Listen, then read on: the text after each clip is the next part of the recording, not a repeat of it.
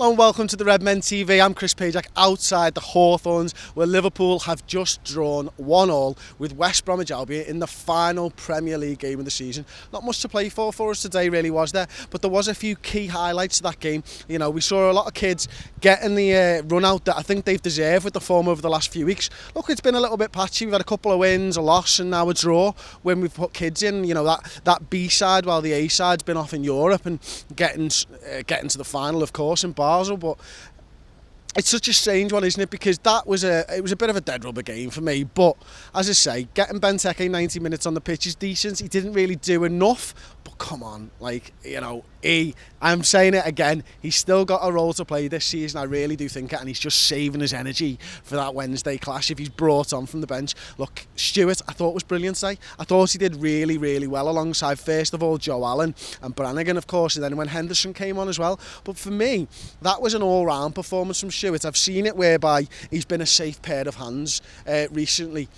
You know, passing the ball off, easy balls, but this time I thought he was picking the ball up, and what I really liked about his performance is the way that he turned left, there was nothing on, he turned right, and he did half the team as he was doing that, and he did that a few times. It was a trait that both him and Brannigan used really well. They haven't got the first pass off, they got the confidence this time to turn it around and see if there's a second option, whereas the last couple of games when they're just getting used to it and just getting into the side, I felt that they were always going for the first option, the safe option, if you will, the short pass, something like that. But now that they've had a couple of games under the belt, they've got a little bit more confidence. So, you know what, it's not on, I've got the next one to have a look at, and I saw that from Stewart today, and that's what I really liked about his performance. And you know, when he's talking about getting stuck into a tackle, that man was getting stuck into tackles today, and I wanted to see that from him because I wasn't sure whether he had that as part of his game. I wasn't sure whether in the under-21s, because I don't watch a lot of under-21s football. No, I don't watch any under-21s football anymore.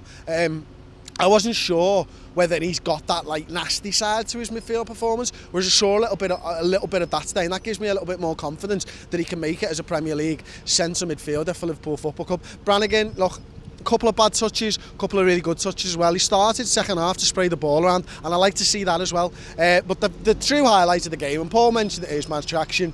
Danny Ings coming back, man. You know, he was turning into a good little player for Liverpool. He makes some really intelligent runs, and I'm going to do it now.